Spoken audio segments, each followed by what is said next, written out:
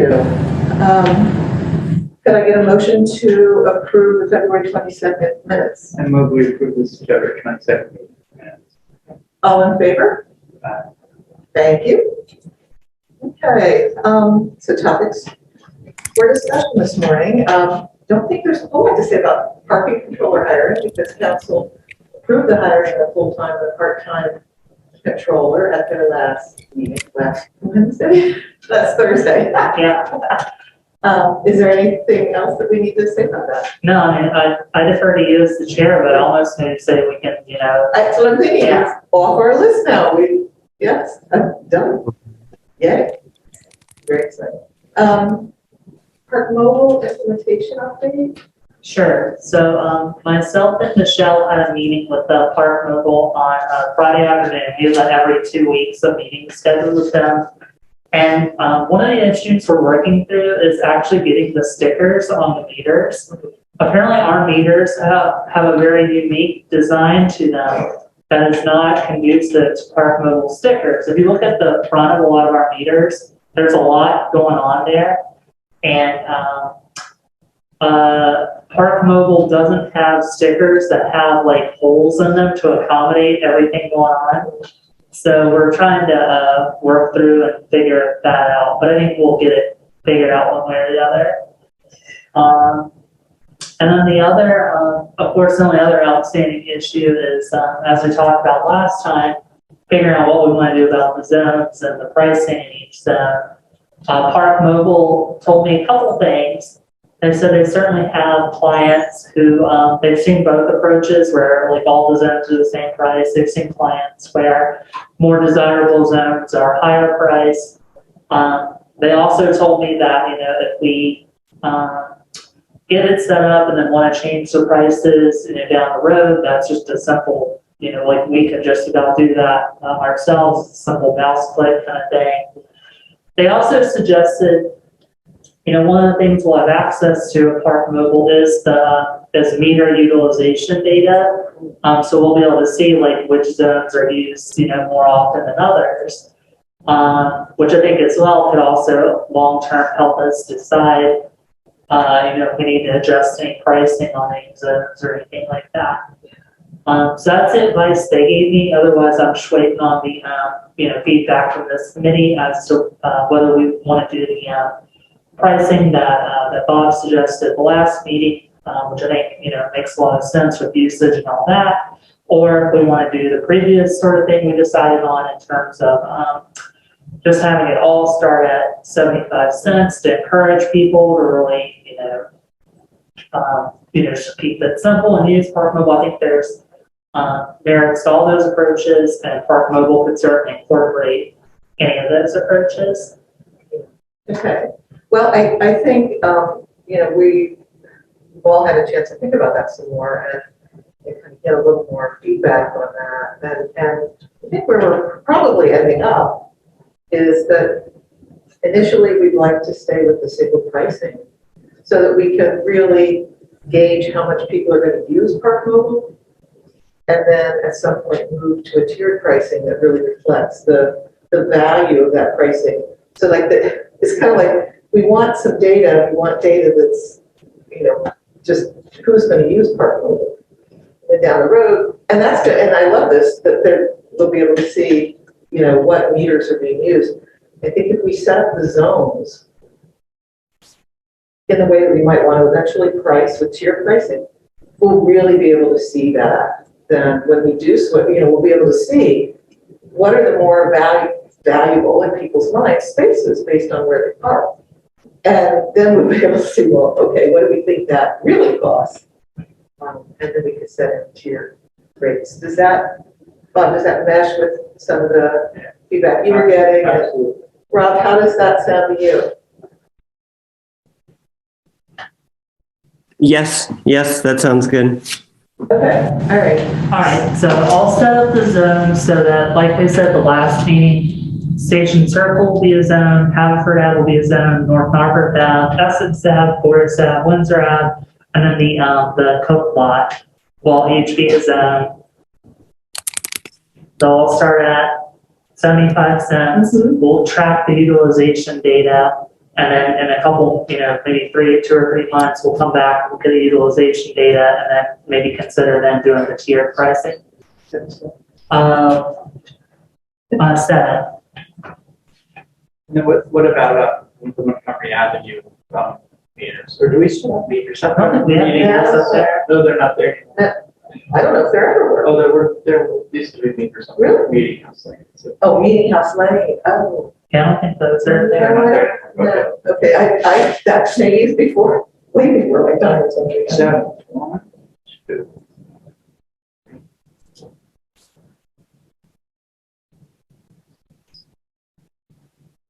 Oh, no, I wasn't counting. 1, 2, 3. Essex, Forest, Monmouth, Windsor, Hartford, football. Which way? Station Circle, you're kidding. Station Circle. Yeah. Yeah. Yep. Great. All right, I will follow up with Park Mobile on that, and hopefully, by mid-April or so, we can actually have it up and going. So I'm thinking now about, so that's going to tell us meter usage for people who use Park Mobile. Yeah. But not meter usage for people who use cash. Is there, I don't want to make life really difficult for the market controllers, but would we maybe want certain ones? I'm just thinking of something like the possible redesign of the Station Circle area that we can pull back into drive. And I'm like wondering, would it be useful to the folks who are working on that to know the utilization of the Station Circle meters? I don't know. I'm just. Yeah, so what I've noticed is like when bank deposits are made from coin collection, it's usually like multiple deposits, like a coin bag. Usually it's like 4 or 5 coin bags at a time. And if we have these 7 zones, I could certainly ask Chief Gallagher, like, hey, could just when you're collecting the money, could it be like, hey, like this bag is going to be this one, and just while you're doing it, and especially since they're by block, basically, I don't think that it's easy for me to say because I don't have to do it, to be honest. I can definitely run that idea by Chief Gallagher, That'd be great, because I'm just thinking, this might be data that's useful for a lot of other initiatives that we're considering. And, why not do it together? And then one last thing on Park Mobile marketing. That was a big thing that Michelle and I talked about with Park Mobile on Friday. They sent us some materials. So, in the near future, stuff's going to go out on our weekly email and social media and website. Some flyers will be posted around the office and, the information kiosk about it. So. Super.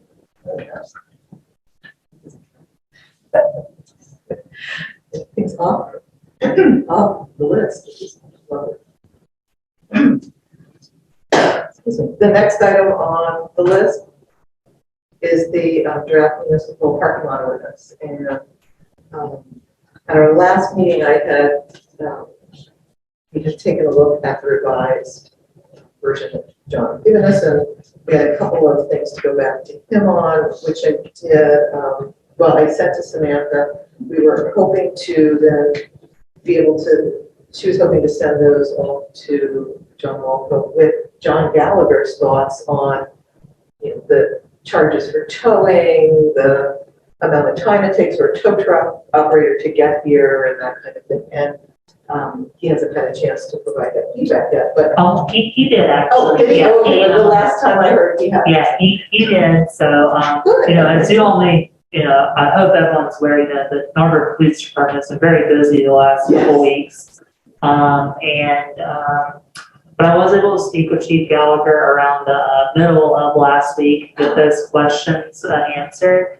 And I did send that feedback to the Borough Solicitor John Walco, along with the comments that Barbara had in the committee had talked about. And it's just, I sent all that to the solicitor on Friday. Oh, I think I misunderstood your email. Yeah, so between now and Friday, he just hadn't had a chance to update the ordinance. Sure. What Chief Gallagher and I spoke about was he was fine with the 15-minute required response time that's currently in the ordinance. And I was fine with the fees. And Chief Gallagher and I are both comfortable getting rid of the requirement that the tow company be located within so many miles of the borough. As long as the tow company gets here in 15 minutes, like we don't really care where they're based at. Yeah. And then the last thing we talked about was like the time period before you would actually get towed. You would still get cited, but the time to get towed. Chief Gallagher looked at the borough's, the police department's policy directives when it comes to like towing if you're parked otherwise in an existing no parking area, and it's 48 hours.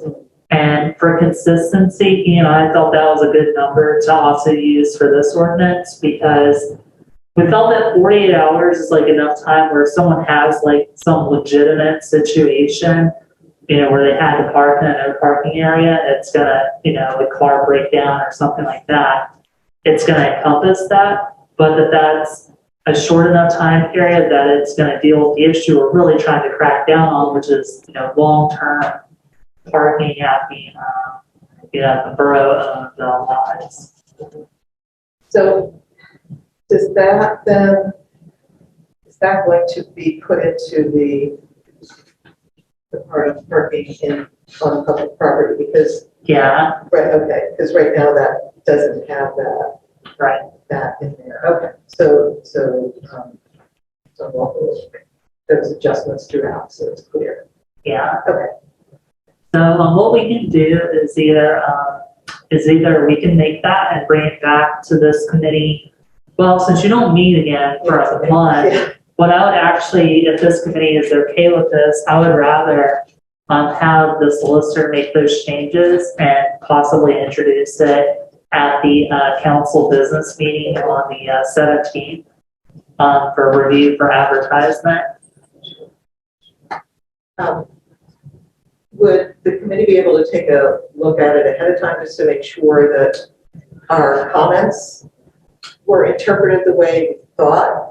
Probably, to be honest with you, probably not, because today's Tuesday and the packet would go out on Friday. Oh, good point, yes. But if council's only considering for advertisement, anything that needs spot that's off, we could certainly correct before it actually goes out for advertisement. Sure. Okay. Bob, Rob, are you okay with that? That sound good, Rob? Yeah, that's fine. Samantha, you said 48 hours, right? Yeah, that's correct. Now, someone would still get ticketed twice, in that time period, but they wouldn't actually get towed until after 48 hours. I see. Yeah.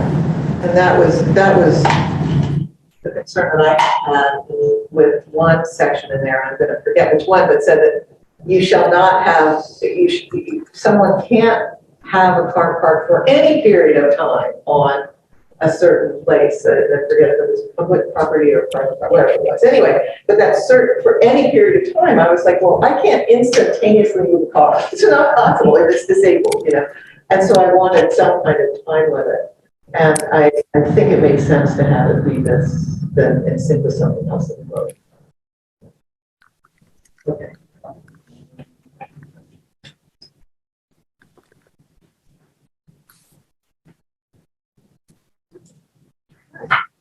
So the next item on our agenda is residential parking. And I want to loop back to, it's been, we haven't had a chance to talk about it. Didn't have a chance to talk about it at the last meeting. But I want to go back to this whole question of, we had a pretty robust discussion at our February 8th meeting about pricing. And if we felt that the price structure that we had for the first, second, and fourth permit to park on the street was appropriate, how that tied in with the pricing that we suggested for guest passes, is that the right do we have the right relationship between those? Are we didn't want to create either incentives or disincentives to, instead of having a permit, get a parking, to get a guest pass, or instead of getting a guest pass, or parking, the whole thing. So I didn't know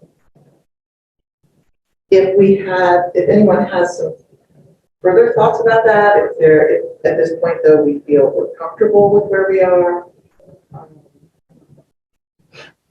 I think, if we're comfortable, then we need to talk a little bit about how it's implemented, because the tiered structure apparently isn't supported automatically by UPS's system that we use. So, Barbara, let me, Sure. sorry, I know I'm not involved in No. policy and stuff here, but for my memory, could you remind me what pricing we had talked about? Exactly. That's what that's where I was heading next, was like, okay, how do we want to remind people of that? So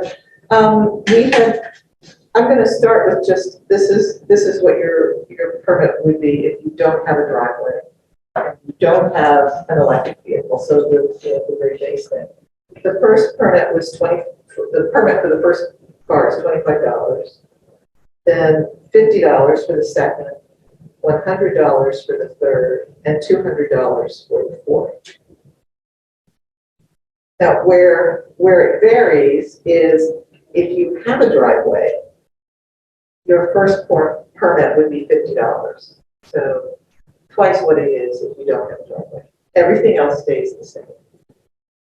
And then if you have an electric vehicle, everything's just cut in half. This is like two. Incentivize people to have electric vehicles. For the guest passes, we talked about $5 for a daily pass, $15 for a weekly pass. So, if we look at that, are you comfortable with that? Yes. I don't remember the part, and I'll speak louder up. I don't remember the part about incentivizing electric vehicles. Yeah. I'm not sure that incentive will make a difference to someone who wants an electric vehicle anyway, when they're getting already like a $7,500 federal subsidy to buy one. I just think like it just complicates our system. So that's just my hunch about it. And here's a maybe poor analogy, but I look around the borough at these yellow trash cans that we still pay to replace. Like, I get why that made sense 20 years ago, like to create a recycling system, incentivize people to recycle, provide them with a special can. Like that's a way to get everyone on board with recycling. But at this point, recycling is just like a responsibility of every citizen and resident. And I don't think the approach should be buying special cans anymore to incentivize recycling. So I think it's a little bit like that. Like, are we putting in place sort of an incentive that will be kind of just by inertia grandfathered in and doesn't really have much, isn't really a necessity? So I know we have other ways we can encourage, and I'm a huge electric car proponent, I love electric cars, but I just think it's unnecessary and it complicates things. Okay. That's my pitch. Rob, what do you think? Do you have any thoughts on that? Well, when you say complicate things, do you mean for the staff, to administer, or Yeah, just like, for the public? in the system. One more distinction like that, again, I've read, I don't know, somebody has to check or a resident has to attest to. I get why we want to do it, Rob. I guess. Yeah, no, I know. Why it's an incentive, really. Well, You're still parking your car on the road in the public right of way. right. But you're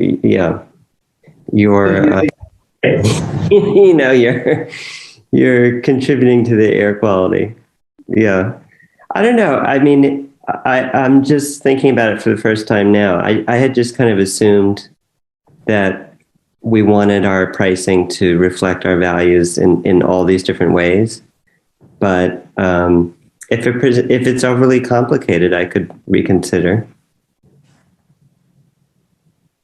maybe we should ask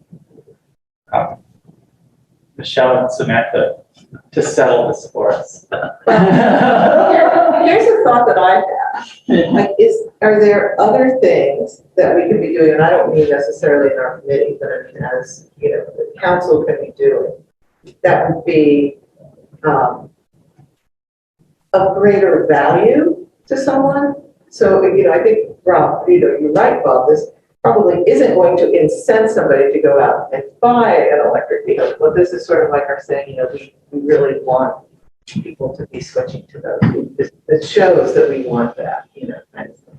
It's not, it's not going to make or break their decision to buy one. But is there something else that we could be doing that would have a bigger impact? And I think we've already taken a step in, some of the permitting fees for solar panels and things like that are zero now. We're not charging for those. So we've done something that way. I wonder if it's better for us to think about, are there other avenues that we could explore that would be a bigger incentive? Does that make sense? Rob, how about if your third and fourth car are free? If they're electric.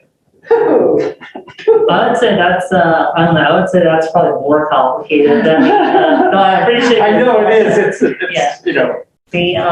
No, I really appreciate you thinking about that, Bob. I mean, honestly, and I welcome Michelle's thoughts as well. And my thought is, like, the driveway thing, it probably is just as complicated as the EV thing. Probably like once you've opened up these sort of different pricing categories, I think that's where the complexity is. But I do think, I understand at a policy level why we do have this no driveway versus driveway distinction. Well, a question from the office would be, what type of verification are we doing?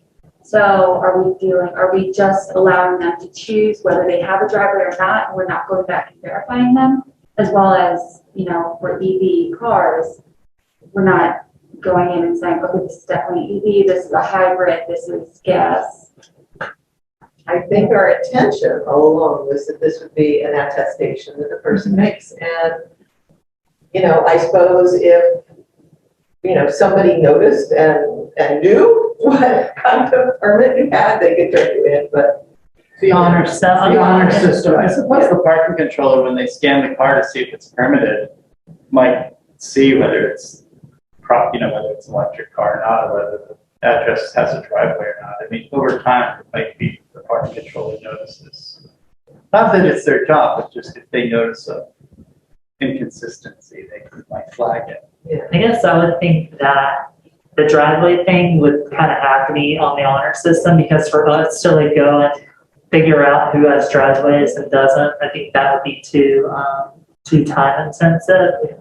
I guess I would say on the EV part, and I do want us to define what we mean by EV, by the way, is, people already have to submit, or usually submit their vehicle registration, so we know what the make and model of their car is. So that's just like a 10-second Google search to know whether it's gas powered or what it is. That is the question I would ask though, but what's our like threshold for an EV? Like, does EV mean 100% electric? Does EV mean a plug-in hybrid electric vehicle? Does EV mean just a hybrid? Like, what threshold are we setting for that? We have to talk about that. Well, assuming we're doing it, Rob, what would you think the threshold would be? Well, I'm just starting to think about this question in relation to, more public charging stations that hopefully will come online at some point, in the next few years. And that would mean that we would lose a couple spots, maybe on several streets, because they would be marked in the way the ones are downtown, So I'm just thinking that I would think it would be all electric. Like you could just say plug-in. That's the lower threshold, plug-in hybrid. But those cars don't need to charge for very long. So there's less of the use of like a charging station. I'm just trying to think of it in combination with some of the other policies. Plug-in's a good distinction. Yeah. But Bob, I hear what you're saying. It's not a significant incentive. It's more like a symbolic Yeah. move. Yeah, oh, sorry. Yeah, and also, and I mean, the more significant incentive, and we've talked about this, Samantha, with the green fund concept that hopefully we could develop in a couple of years. I mean, I don't know if some of the, if at some point we could have a green fund where some of the money that we collect internally through our internal carbon tax and maybe even from some of the permit fees here, then that money can be redistributed to, in the form of tax rebates. That's something that we've talked about. So that would be more of an incentive. And in that case, I would be fine, charging the EV owners the full permit price, because we have this other way of incentivizing that's maybe more meaningful through the green fund.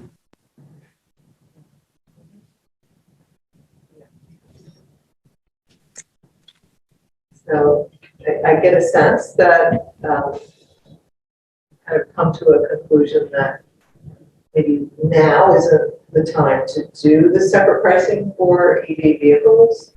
And maybe it never is the time to do that, because maybe we'll have another way that's a more meaningful incentive for EV purchases. So are we agreed on that? Should we?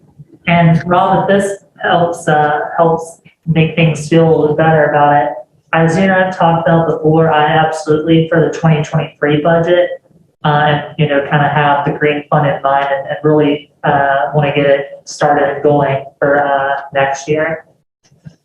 Okay, great. Yeah, I mean, that would be more of my priority than this. So, I mean, I guess I'm saying I don't feel that strongly about keeping it. I have a slight preference to keep it, but if others are, I'll go along. Well, I like the idea of it from a standpoint, you're right, it shows what our mission is, but I also recognize that it is kind of complicated. I mean, even just describing it and trying to do it in a simple way is quite a bit. So it's probably better to start a little simpler with this program, because it is going to be different. And maybe simpler will be, is the way to start initially, and if we then decide to layer something on, we can do that. So we'll start with the no driveway versus driveway and the number of vehicles. And again, it'll all be based on attestation if someone applies online. And, then as either the office or the parking controller, or, if we find out that someone has incorrectly done it, the number of vehicles, that isn't too hard to go back and check. But, if we find errors or people paid the wrong amount or something, we'll go back and follow up with them about it. Yeah. Okay. No question. Maybe it was in there. Okay, what's your question? My question is, and I spoke with, Maybe speak a little louder.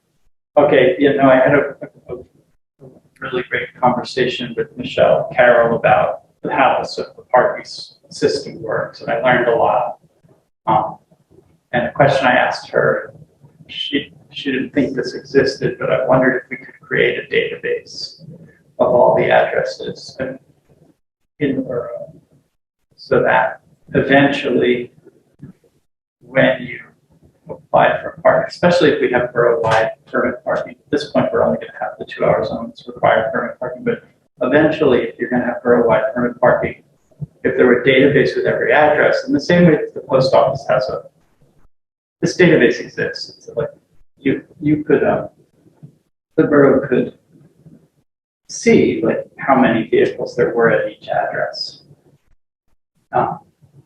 were registered at each address, and when you log on, you see the vehicles logging.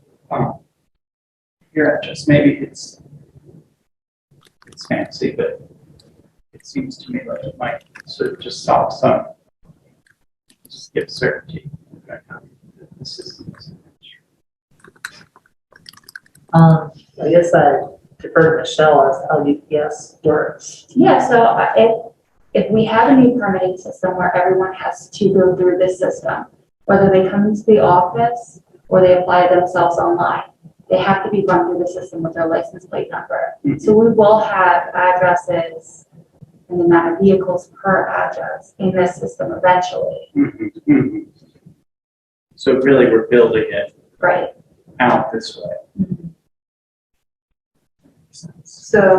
So if I come in, I've applied for one permit, and then I come in later and I apply for a second. This was the question that where I wanted to understand the operation part of it. The UPS system isn't going to be able to see, oh, you already applied for a first permit, so you now need to pay the price for a second permit. That person we have to trust their honesty that they will say, oh, I already have a permit, so I'm asking for a second, and so I have to pay $50 instead of, 25 if I have. Am I right in saying that? So since we've never had this process on here, I'm not sure. I know that people can make an account. I don't know if the account is savvy enough to say, you've already purchased one for the year, now you have to go to this next year. Yeah. Or if it's open enough that if they wanted to create another account, or if they did it under a different name, Yeah. if it wouldn't apply that way. Okay. Well, we're gonna have, so I guess what I envision is whether it can do it or not, like they're gonna have to provide proof of residency as Yes. part of ultimately getting the permit. Like you'll be able to register online, and initially get a permit, while we do the verification stuff. And we're gonna have to verify proof of residency no matter what. And part of proof of residency, then we'll have the address. And as we build our database, if someone selected the wrong thing, we would have to follow up. We would follow up with them and would say, hey, like you only paid for, first time permit or first car permit, but like we already have this car at your address, like you need to pay another whatever it is, or else you're going to get, your permits and you're going to get ticketed. Because you're always having to put in your vehicle registration. Well, proof of residency, yeah. I see. So someone We generally use car registration, so we get the car info and the proof of residency. Right. Right. Well, and I think that's one of the things that I wanted to make sure was that we're, that I haven't looked at the ordinance, the existing ordinance, to make sure that it states exactly what we talked about in here as committee, which is we want people to have a vehicle registration which contains the same address as their residence. That is not what the ordinance That's says. what I thought. So, if we're going to do that, if we want to do that right away, we're going to have to change the ordinance. Well, we're gonna have to change, we're gonna have to change the ordinance no matter what to make this, Oh, for the tier, system, yeah. the tiered pricing. Okay. someone make that change. Because given that you can go online and immediately change your registration, your address on your registration card now, it's not like back in the old days when you had to either go to the motor vehicle site or, do it by mail. We felt that it wasn't too much to ask for people have their. Barbara, can you just say that again? I didn't hear the registration change in the ordinance. Sure, that we want your vehicle registration to contain the same address as your residence. So you're coming in and saying, Okay. at this address, we want the vehicle registration card to show that. Right. And then when we see the same address showing up for a second registration, that's when we can track the differential pricing. Yeah.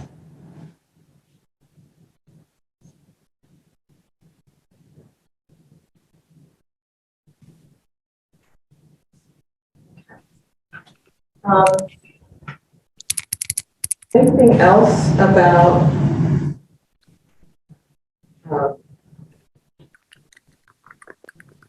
I'm just thinking, I'm like looking, okay, anything else about the permitting? So, Our guests work. yes, but before I go to that, so when we've talked about, so we're talking about these right now, these new fees are just going to apply where we have existing regulated streets. Eventually, maybe to the whole borough, but eventually to some other streets, but for now, just where they're regulated right now.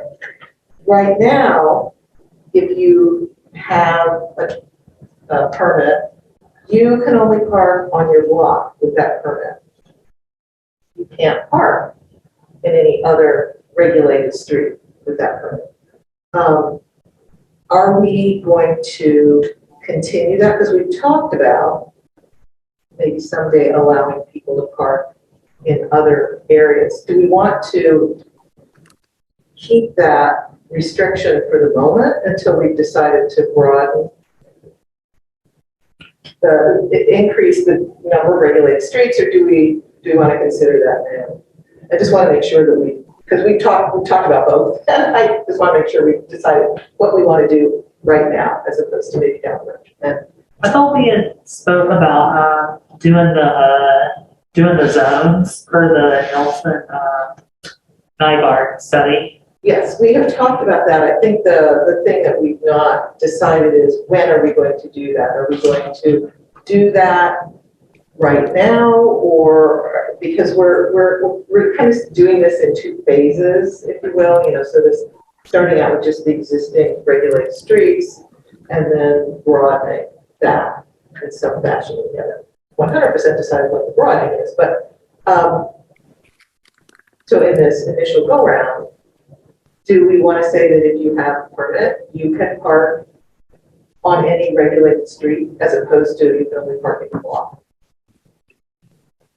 So can I share some thoughts on that? Sure. So I used to think that the reason Nelson Nygaard recommended the ABC was just because they observed there were just too many sections. They just thought it was way too complicated. And the way we used to do it with little stickers, that was complicated. But I'm wondering is it still complicated with this, paperless system? Maybe it's not so complicated anymore if you just put in the parameters in the system and nobody actually has to, it's automated. And so that's my question. I'm not following you, Bob. Did anybody else follow me? Well, what part is simpler, or? Well, because there's it's not like you have to print little tags that have to be correctly affixed to each car that's on the right block. It's you're providing your registration.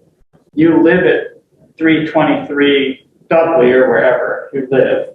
And so the system recognizes that you live there and you're parking lawfully on your block, or you're parking illegally on some other block. Right now, that's the way the rule is. Yeah, and so it's not so complicated if the parameters are just in the system. It's not, beyond setting it up, it doesn't require a lot of thought to implement that. It's automated. Whereas before it was always like somebody had to hand a sticker with the appropriate code. So the enforcement would be automated, like the parking controller. And this is going to be true however we do it. Whether we do zones or whether, the only way we wouldn't have to worry about this is we just said you can park anywhere in borough.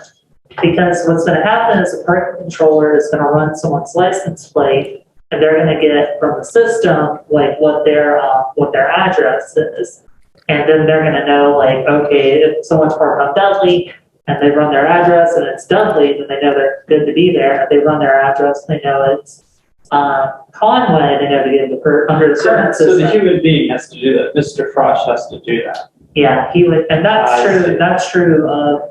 Yeah, so we are getting rid of the stickers at least, but you're still having to check the system if you leave that system in place.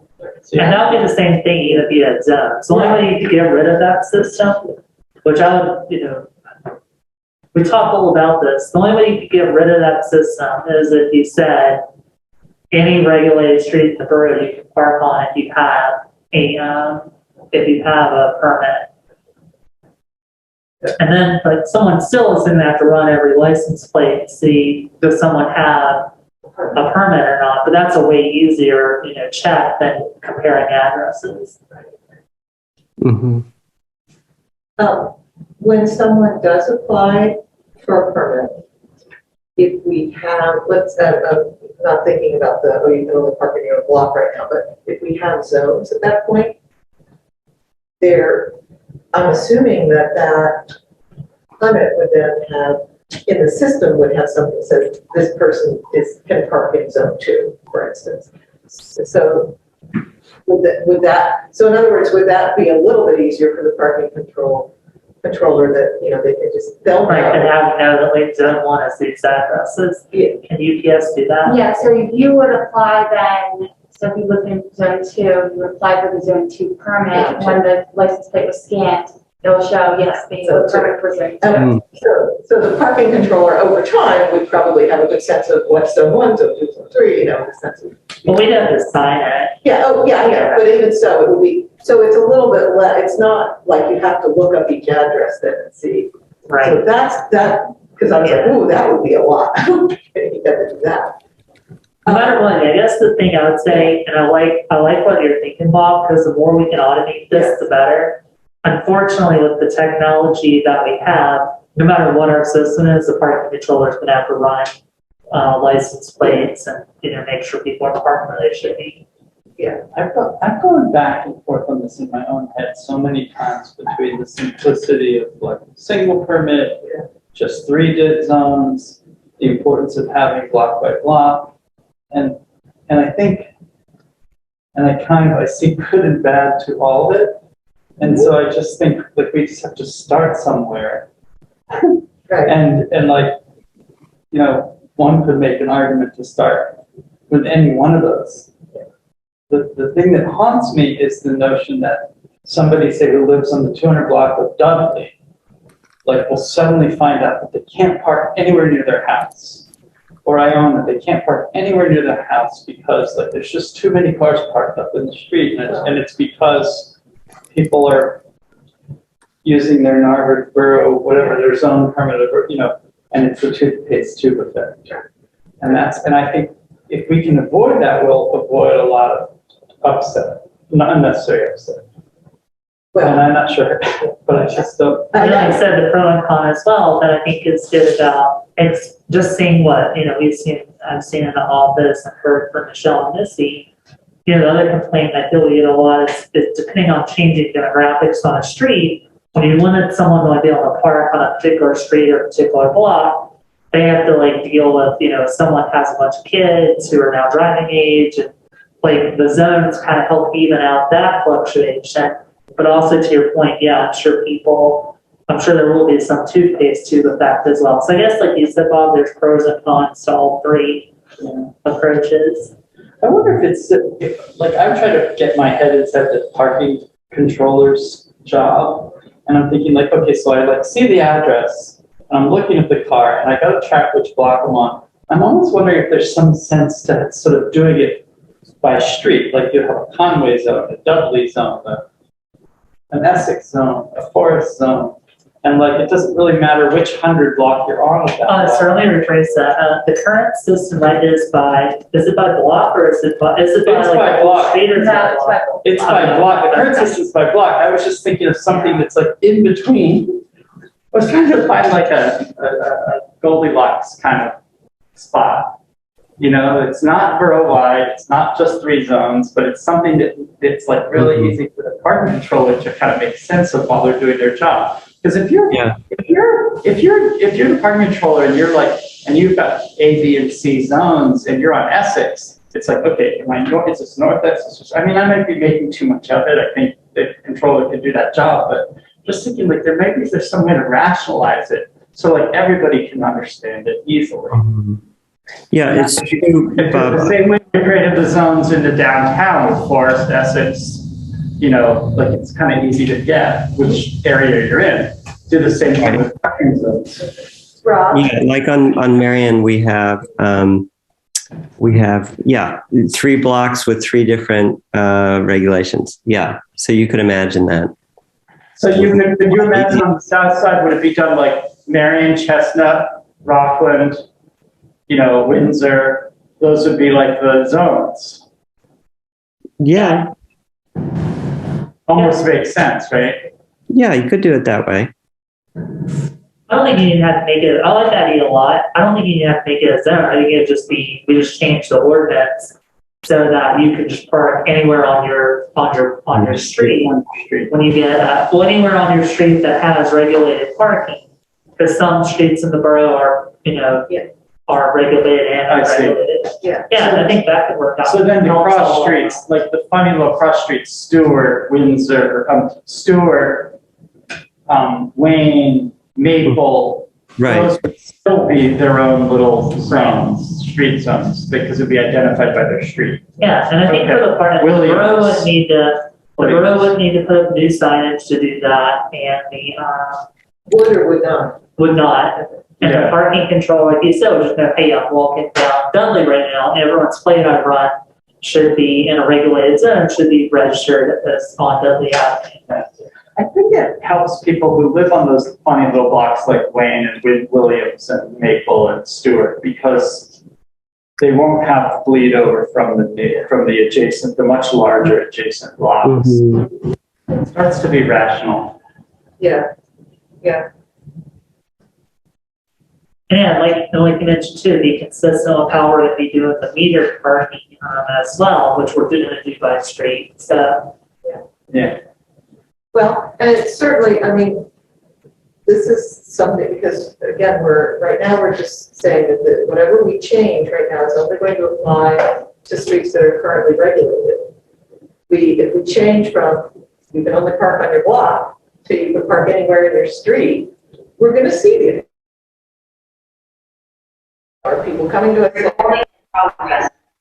Oh, thank you. Are people coming to us saying, oh, we can, we're having trouble parking, or are we hearing either nothing or even better, people saying, whoa, this is great, thank you for changing this so that I can park anywhere on the street because I can now always find a space close to my house, maybe not right in front of it anymore, but close. So does that make sense then to say for this initial, the changes that we're going to make, one that we're going to include is instead of restricting you to parking on your block, only on your block, you can now park on the whole street. Is everybody in agreement on that? Okay, Yeah. super.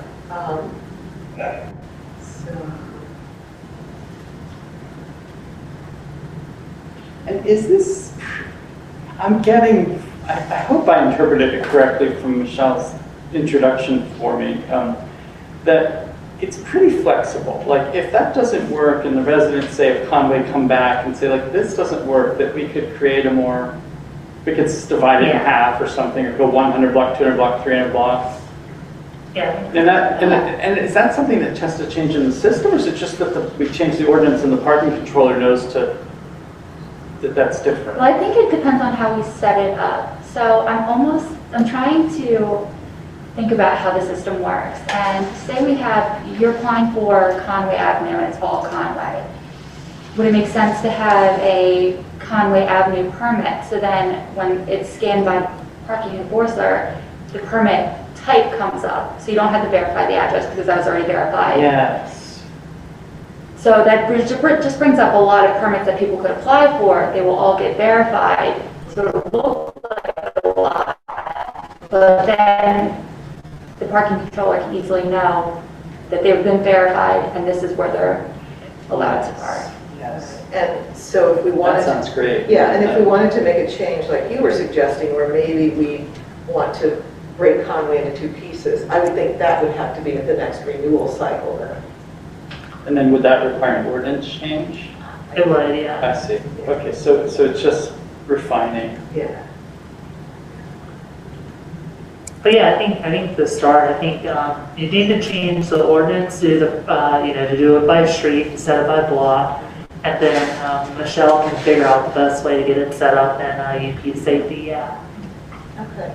My only thought about the zones, and I think I said this to Bob, is that for when we roll it out and for when the permits expire, it would be helpful for us to have them at different times of the year, just so that when we're verifying everyone at once, that's going to be, it could be overwhelming if we get the whole borough, as opposed to, you know, north side, not really zone 1 for parking enforcement, but their permits expire December 31st, and then the next group expires March 31st. So everyone has a full year, but it's not expiring at the same time each year. Right. That would be great to do it in like 12, if you want to do it 12 months a year, 10, you could have to decide, do you want to do it 10 months of the year or 12 months of the year? But if you were going to do it 12 months of the year, you just divide all the months by 12, right? And it does that have to go in the ordinance too, or no? Okay. Yeah, I'm mindful of time because Rob has to leave us at 10, and I see someone from the public at Zoom. So I don't want to cut us off on that discussion, but so if there's more that we need to say about that, we can talk about that at our next meeting. Is there more that we should consider then about how this is implemented? Or do you think that's... My only thought, and I don't know if we had to discuss this or we could discuss it at the next meeting, was that it just gets rolled out. Yeah. And yeah, I don't think we've talked about that a little bit, but it's not on our list of how that would work. So I will add that to our list. Okay. So I'm going to shift to the public comment section. So I see one person from the public here. It's Mr. Whisper. Yes, that's what I thought. Mr. Misbrunner, do you have a comment you'd like to share with the committee?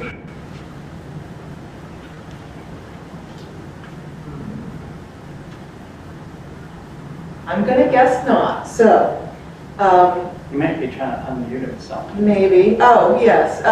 Mr. Misbrunner, if you do want to make a comment, you need to unmute yourself. Does he need host permission to do that? No. Okay. Well, I'm going to assume that he doesn't have a comment to make. If you do have a comment you want to provide to the committee, oh, what was that? That was Rob. Oh, okay. Feel free to email any of us. So as I mentioned earlier, our next meeting will be April 12th. We canceled our March 22nd meeting, and the April 12th meeting will be at 8 a.m., which is a change from our current 9 a.m., and our meeting at that point going forward will also be at 8 a.m. So. That's April 12th? Thank you, everyone. Thank you, Barbara. April 12th is... Bye, Okay, Bob. Thank I'll you. send the minute. Okay, thanks, everyone.